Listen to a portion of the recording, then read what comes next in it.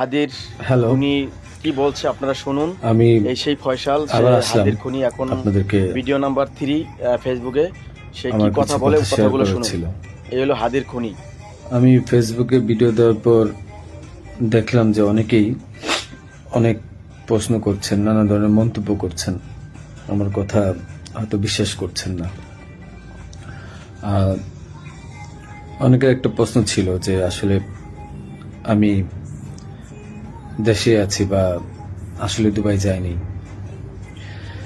আমি একটু খুলেই বলি, কারণ এই 15-20 দিন পরে যেহেতু আমি বলছি, আমি